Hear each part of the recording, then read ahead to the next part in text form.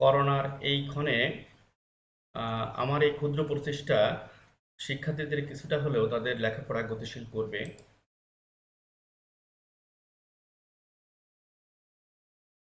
আজকের পাঠ উপস্থাপনায় আমি শচীন কুমার পাল, সহকারী শিক্ষক, রসায়ন, সেন্ট জোসেফ উচ্চ বিদ্যালয়, খুলনা। আজকের পাঠের বিষয় দশম শ্রেণী রসায়ন, অধ্যায় একাদশ, খনিজ সম্পদ জীবাশ্ম।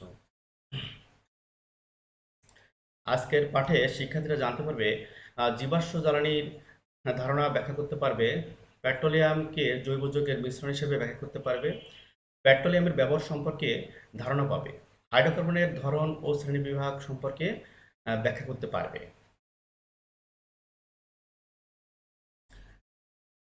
তো আজকের পাঠ খনিজ সম্পদ জীবাশ্ম।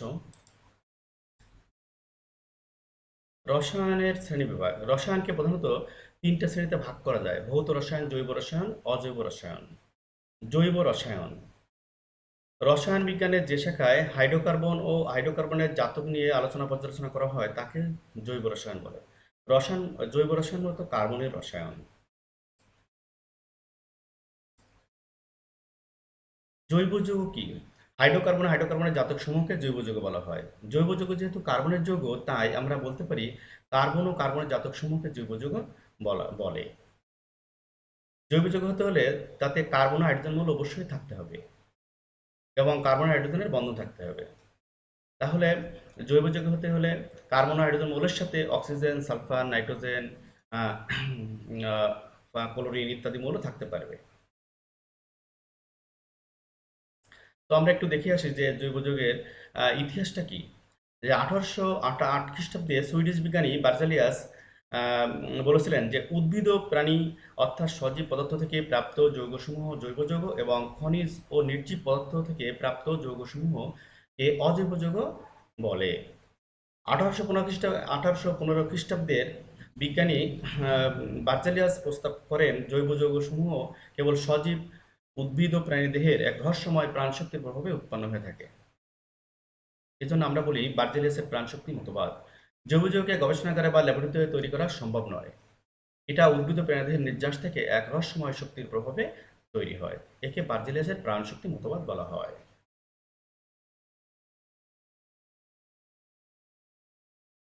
পরবর্তীতে 1828 সনে বিজ্ঞানী ফ্রেডরিক উইলার পরীক্ষাগারে অ্যামোনিয়াম ক্লোরাইড ও লেড সায়ানাইড দ্রবণের বিক্রিয়ায় উৎপন্ন অ্যামোনিয়াম সায়ানাইডকে উত্তাপে বাষ্পীভূত করে কঠিন অ্যামোনিয়াম সায়ানাইড তৈরি করতে গিয়ে আকস্মিকভাবে ইউরিয়া প্রস্তুত করেন। সেই থেকে জৈব যৌগ তৈরি করার যে একটা বদ্ধ দ্বার সেটা উন্মুক্ত হয়। তো এখানে অ্যামোনিয়াম ক্লোরাইড লেড সায়ানেট বিক্রিয়া করে অ্যামোনিয়াম সায়ানেট এবং লেড ক্লোরাইড উৎপন্ন করে। এই লেড সায়ানেটকে উত্তপ্ত করলে ইউরিয়া উৎপন্ন হয়। তো দেখো তোমরা যে অ্যামোনিয়াম সায়ানেট এর বৈশিষ্ট্য চায়নিক যৌগের মতো, আর ইউরিয়া অর্থাৎ এটা জৈব যৌগ অর্থাৎ সমযোজী যৌগের মতো এর বৈশিষ্ট্য।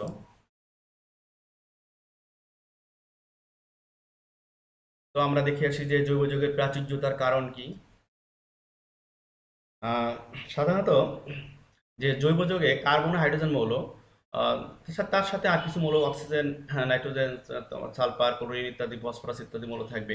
তো কার্বন পরমাণু এত ব্যাপক পরিমাণ জৈব যৌগ গঠন করে কেন? এত অল্প সংখ্যক মৌল দ্বারা এত ব্যাপক পরিমাণ জৈব যৌগ কিভাবে গঠিত হলো? কার্বন পরমাণুর বিশেষ কিছু ধর্ম রয়েছে। এ কারণে কার্বন পরমাণু ব্যাপক পরিমাণ জৈব যৌগ গঠন করতে পারে, যেমন ক্যাটিনেশন ধর্ম। অসংখ্য কার্বন পরমাণু পরস্পরের সাথে যুক্ত হয়ে বিভিন্ন দৈর্ঘ্যের শিকল, বলয়, শিকলযুক্ত বলয় ইত্যাদি গঠনের মাধ্যমে একাধিক জৈব যৌগ গঠনের প্রয়াস পায়। একে কার্বনের ক্যাটিনেশন ধর্ম বলে। যেমন দেখা যায় যে নর্মাল পেন্টেন এবং আইসোপেন্টেন। নর্মাল পেন্টেনে এখানে 5টা কার্বন এবং 12টা হাইড্রোজেন রয়েছে। আইসোপেন্টেনও ঠিক একই, সে 5টি কার্বন এবং 12টি হাইড্রোজেন রয়েছে। কিন্তু দেখা যায় এদের এই নর্মাল পেন্টেন এবং আইসোপেন্টেনের বৈশিষ্ট্য সম্পূর্ণ আলাদা। যেমন বাজারে আমরা অনেক সময় দেখি যে পেট্রোল, ডিজেল, অকটেন অনেক জ্বালানি রয়েছে, সবার দাম, সব জ্বালানির দাম সমান নয়, কম বেশি আছে, কারণ তাদের গঠনে পার্থক্য রয়েছে। যেমন আমরা বলতে পারি যে নর্মাল পেন্টেনের দাহ্যতা কম, অসম্পূর্ণ দহন হয়, আর আইসোপেন্টেনের দাহ্যতা বেশি, সম্পূর্ণ দহন হয়। আর এখানে আমরা জানি অসম্পূর্ণ দহনের ফলে হয় জ্বালানির অসম্পূর্ণ দহনে কার্বন মনোক্সাইডের সৃষ্টি হয়, আর সম্পূর্ণ দহনে কার্বন ডাইঅক্সাইডের সৃষ্টি হয়। কার্বনের চার্জযুক্ততা, কার্বন পরমাণু তার সর্বশেষ শক্তি স্তরে 4টি ইলেকট্রন উত্তেজিত অবস্থায় বিজোড় করতে পারে। এই 4টি বিজোড় ইলেকট্রন একই সঙ্গে 4টি একজাতি সম্পন্ন মৌলের সাথে যুক্ত হয়ে যৌগ গঠন করতে পারে। তাছাড়া কার্বন পরমাণু ওরা নিজেদের মধ্যে যুক্ত হয়ে একক বন্ধন, দ্বিবন্ধন, ত্রিবন্ধন ইত্যাদি গঠনের মাধ্যমে একাধিক জৈব যৌগ গঠনের প্রয়াস পায়। এই কারণে একাধিক জৈব যৌগ গঠিত হয়।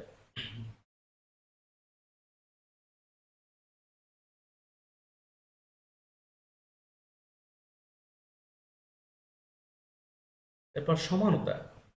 সমানতা কি? যে সমস্ত যৌগের আণবিক সংকেত একই কিন্তু গাঠনিক সংকেত ভিন্ন ভিন্ন হওয়ার কারণে উহাদের ভৌত ও রাসায়নিক ধর্ম পরিবর্তিত হয়, এদেরকে বলা হয় পরস্পরের সমান, এবং এই বিষয়টিকে বলা হয় সমানতা। যেমন C2H6O আণবিক সংকেতের 2টি সমান রয়েছে। এখানে দেখা যায় যে একটা সমান হচ্ছে ইথানল, একটা হচ্ছে ডাইমিথাইল ইথার। এটা এখানে প্রত্যেকটারই 2টি কার্বন এবং 6টি হাইড্রোজেন এবং একটি অক্সিজেন পরমাণু রয়েছে। তো এখানে অ্যালকোহলের দেখা যায় অ্যালকোহল হচ্ছে কক্ষ তাপমাত্রায় তরল হিসেবে থাকে এবং অ্যালকোহলের স্ফুটনাঙ্ক 78°C। অপরদিকে ডাইমিথাইল ইথার এটা কক্ষ তাপমাত্রায় গ্যাসীয় অবস্থায় থাকে এবং এর স্ফুটনাঙ্ক -24°C।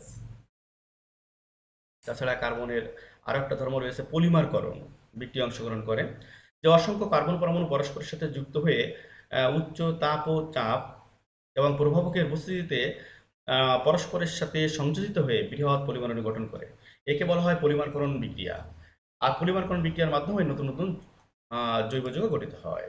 যেমন ইথিলিনের পলিমার হচ্ছে পলিথিন। তা আমরা বাসাবাড়িতে বা বাজারে আমরা বিভিন্ন জায়গায় আমরা যে পলিথিনগুলো ব্যবহার করি, এগুলো হচ্ছে গিয়ে ইথিলিনের পলিমার। তো ইথিলিন এটা মনোমার থেকে পলিমার তৈরি হয়। তা আমরা জানি যে আসলে পলিমারকরণ বিক্রিয়ায় যে ক্ষুদ্র অণুগুলো অংশগ্রহণ করে তাদেরকে বলা হয় মনোমার, এবং যে বৃহৎ অণুটি তৈরি হয় তাকে বলা হয় পলিমার।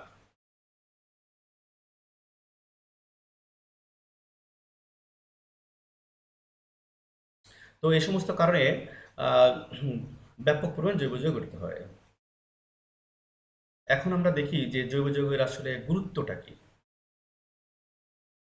মানুষের মৌলিক চাহিদাগুলোর মধ্যে রয়েছে খাদ্য, বস্ত্র, বাসস্থান, চিকিৎসা, শিক্ষা ও বিনোদন সামগ্রী।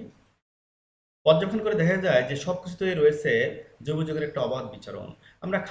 আমরা বাজারে দেখি যে অনেক এখন রসায়ন খাবার রয়েছে এবং সেখানে রাসায়নিক উপায়ে অনেক খাবারই তৈরি করা হয়।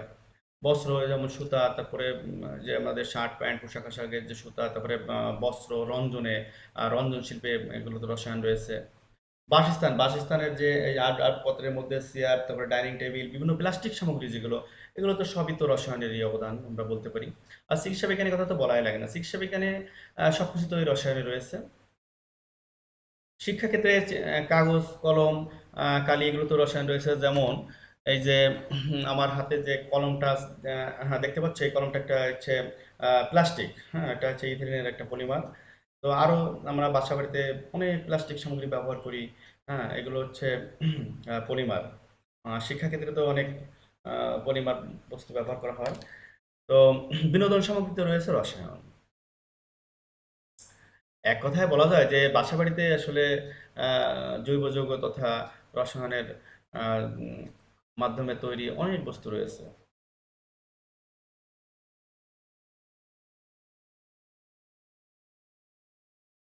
জৈব যৌগের শ্রেণীবিভাগ। জৈব যৌগকে প্রধানত 2টি ভাগে ভাগ করা যায়, একটা হচ্ছে মুক্ত শিকল যৌগ বা অ্যালিফিটিক যৌগ, আর একটা যুক্ত শিকল বৃত্তাকার যৌগ বা বলয়াকার যৌগ। এই বৃত্তাকার যে মুক্ত শিকল যৌগকে আবার 2 ভাগে ভাগ করা যায়, সম্পৃক্ত এবং অসম্পৃক্ত। আবার অ্যালিফ্যাটিক যৌগের ভিতরে আছে মুক্ত শিকল যৌগ এবং বদ্ধ শিকল যৌগ। তা মুক্ত শিকল যৌগ সম্পৃক্ত, অসম্পৃক্ত। আবার এই মুক্ত শিকল যৌগের আর একটা ভাগ রয়েছে, সে সরল শিকল এবং শাখা শিকল। আর বদ্ধ শিকল অ্যালিফ্যাটিক যৌগের মধ্যে আবার আছে যে বদ্ধ শিকল যৌগ, যেমন হচ্ছে গিয়ে সুষম চক্রিক যৌগ, বিষম চক্রিক যৌগ। আবার অ্যারোমেটিক যৌগে আছে সুষম চক্রিক এবং বিষম চক্রিক। সুষম চক্রিক হচ্ছে যেমন বেনজিন, আর বিষম চক্রিক এটাকে আবার বলা হয় হেটারোসাইক্লিক যৌগ। আসলে জৈব যৌগের শ্রেণীবিভাগে যে মুক্ত শিকলের যৌগ আবার যুক্ত শিকল যৌগের, যে মুক্ত শিকল যৌগকে যে অ্যালিফ্যাটিক যৌগ বলা হয়, এটা আবার হচ্ছে সরল শিকল, শাখা শিকল আমরা বলতে পারি। তো বিভিন্ন রাইটারের প্রতি শ্রেণীবিভাগটা বিভিন্ন রকমভাবে তোমরা দেখে থাকতে পারো। আর এখানে মুক্ত যুক্ত শিকল যৌগ হচ্ছে হোমোসাইক্লিক যৌগ এবং হেটারোসাইক্লিক যৌগ। যেমন হোমোসাইক্লিক যৌগ বা দুই ভাগে ভাগ করা যায়, যে অ্যালিসাইক্লিক এবং হচ্ছে গিয়ে অ্যারোমেটিক। আবার হেটারোসাইক্লিক যৌগকে বা দুই ভাগে ভাগ করা যায়, হেটারো অ্যালিসাইক্লিক এবং হেটারো অ্যারোমেটিক, যা তোমরা পরবর্তী শ্রেণীতে আরও বিস্তারিত জানতে পারবে। তা তোমাদের 9 সিলেবাসে এই অ্যালিফ্যাটিক যৌগ অর্থাৎ কিনা অ্যালিফ্যাটিকের সম্পূর্ণটা কিছুটা পড়ানো হয়, আর এখানে অ্যারোমেটিকের কিছুটা অংশ পড়ানো হয়।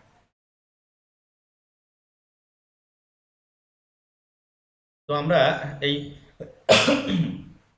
শ্রেণী বিভাগের প্রত্যেকটা অংশ পড়ার জন্য আমরা বেসিক কিছু টপিক আমাদের শিখতে হবে। যেমন কার্যকরী মূলক, যে সমস্ত পরমাণু বা মূলক জৈব যৌগে উপস্থিত থেকে কার্যত তাদের বিক্রিয়া ধর্ম নিয়ন্ত্রণ করে তাকে কার্যকরী মূলক বলে।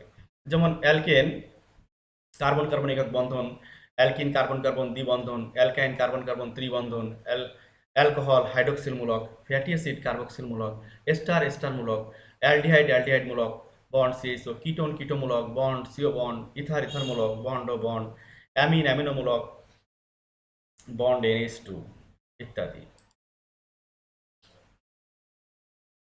তাছাড়া তোমরা দেখো যে আরো কিছু কার্যকরী মূলক আম, এবং তার গাঠনিক সংকেত রয়েছে, এগুলো তোমরা দেখে ফেলবে।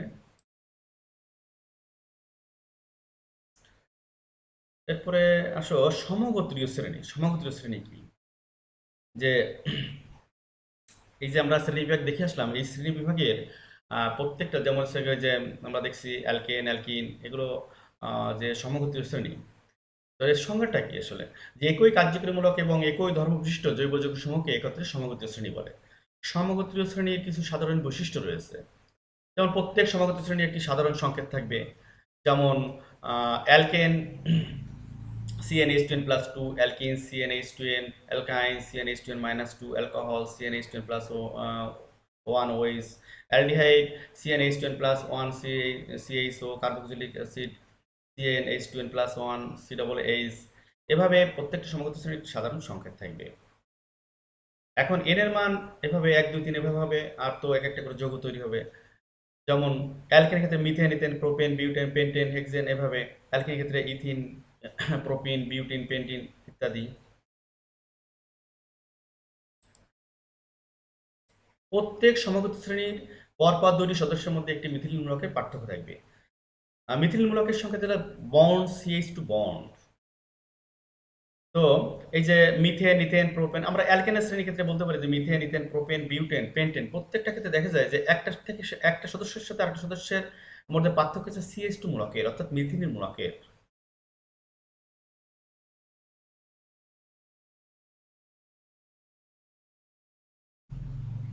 সমগোত্রীয় শ্রেণীর প্রত্যেক সমগোত্রীয় শ্রেণীর একটি সাধারণ প্রস্তুত প্রণালীর সাহায্যে প্রস্তুত করা যায়। মানে সমগোত্রীয় শ্রেণীর সদস্যদের একটি সাধারণ প্রস্তুত প্রণালীর মাধ্যমে প্রস্তুত করা যায়। যেমন আমরা জানি যে ফ্যাটি অ্যাসিডের সোডিয়াম লবণ, যেমন এখানে সোডিয়াম কার্বক্সিলেট, ফ্যাটি অ্যাসিডের সোডিয়াম লবণ এর সাথে সোডিয়ামের বিক্রিয়ায় অ্যালকেন উৎপন্ন হয়। তো আমরা বলতে পারি যে সোডিয়াম অ্যাসিটেটের সাথে সোডিয়ামের বিক্রিয়ায় যেমন মিথেন উৎপন্ন হয়, তদ্রূপ সোডিয়াম প্রোপানেটের সাথে সোডিয়ামের বিক্রিয়া ইথেন উৎপন্ন হয়। এভাবে আমি যদি প্রোপেন তৈরি করতে চাই, তাহলে আমার আরেকটা কার্বন শিকল বাড়াতে হবে, তো প্রোপেন উৎপন্ন হবে। প্রত্যেক সমগোত্রীয় শ্রেণীর সদস্যদের ভৌত ও রাসায়নিক ধর্মে একটি ক্রম পরিবর্তন লক্ষ্য করা যায়। যেমন আমরা বলতে পারি যে অ্যালকেনের ক্ষেত্রে কার্বন সংখ্যা 1 থেকে 4 পর্যন্ত গ্যাসীয় হয়, তা এবং 5 থেকে 15 পর্যন্ত তরল হয়, তারপরে কার্বন সংখ্যা 16 থেকে বাকিরা কঠিন হয়। এভাবে প্রত্যেকটা সমগোত্রীয় শ্রেণী ভৌত ধর্মে কিছুটা পরিবর্তন কোনো একটা ক্রম পরিবর্তন লক্ষ্য করা যায়। সমগোত্রীয় শ্রেণীর সদস্যদের রাসায়নিক ধর্ম অনুরূপ প্রকৃতির হয়। বিষয়টা এরকম যে প্রত্যেকটা সদস্য একই রকম মানে একই রকমের একই অনুরূপ বিক্রিয়া দিবে। যেমন হচ্ছে গিয়ে, যেমন আমরা এখানে বলতে পারি যে অ্যালকাইল হ্যালাইড, যেমন মিথাইল আয়োডাইড, মিথাইল আয়োডাইড জলীয় ক্ষারের সাথে বিক্রিয়া করে মিথানল উৎপন্ন করে, ইথাইল আয়োডাইড জলীয় ক্ষারের সাথে বিক্রিয়া করে ইথানল উৎপন্ন করে। তো আমরা দেখলাম যে সমগোত্রীয় শ্রেণীর সদস্যরা তাদের বৈশিষ্ট্যগত একটা মিল আছে।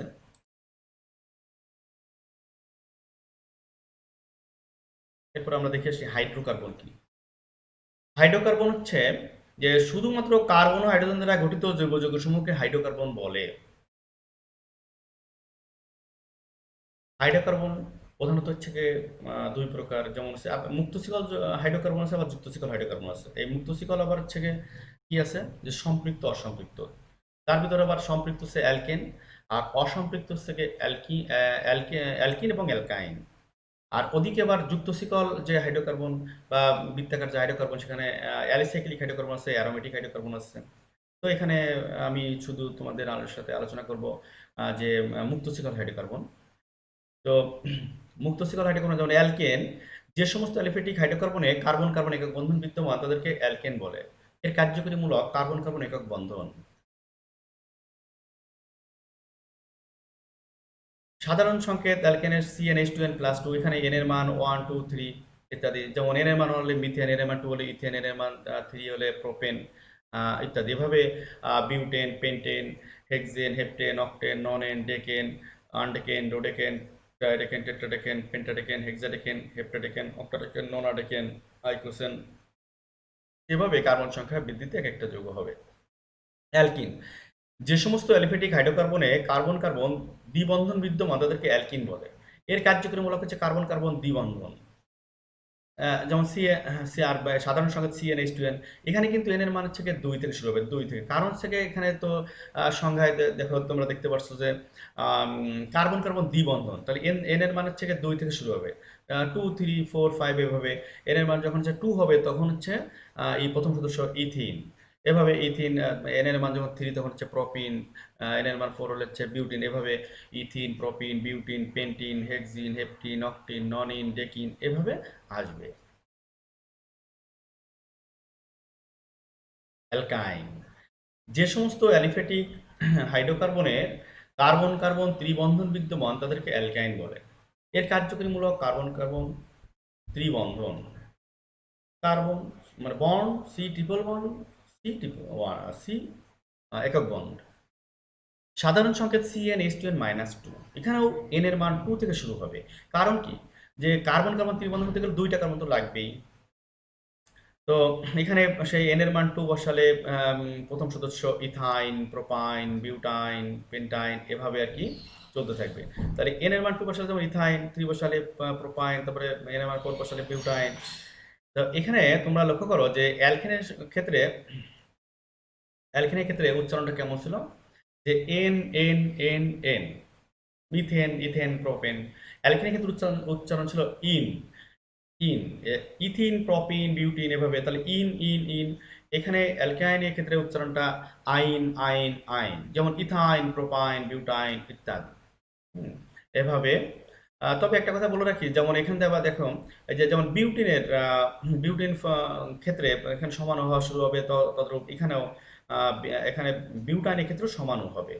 বিউটাইন, বিউট 1 আইন, বিউট 2 আইন।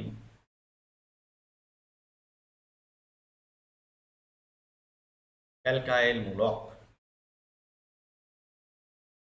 সম্পৃক্ত অ্যালিফেটিক হাইড্রোকার্বন থেকে একটি হাইড্রোজেন পরমাণুকে অপসারণ করলে যে অংশ অবশিষ্ট থাকে তাকে অ্যালকাইল মূলক বলে। সাধারণ সংকেত CnH2n+1, একটা বন্ড। কারণ এখান থেকে কিন্তু একটা হাইড্রোজেন অপসারিত হয়েছে, এর জন্য একটা যোজনী ফাঁকা রয়েছে। সাধারণ প্রতীক আর বন্ড, সাধারণ প্রতীক। তো আমরা মিথেন থেকে একটা হাইড্রোজেনকে যদি অপসারণ করি, তাহলে একটা হাইড্রোজেন পরমাণু অপসারণ করলে হয় মিথাইল মূলক। ইথেন থেকে একটা হাইড্রোজেন পরমাণু অপসারণ করলে হয় ইথাইল মূলক। প্রোপেন থেকে একটা হাইড্রোজেন পরমাণুকে অপসারণ করলে হয় প্রোপাইল মূলক। তো এই অ্যালকাইল মূলকটা আমাদের নামকরণের ক্ষেত্রে খুবই কাজে লাগবে।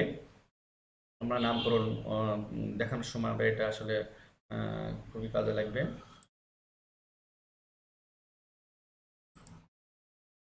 তো আজ এ পর্যন্তই।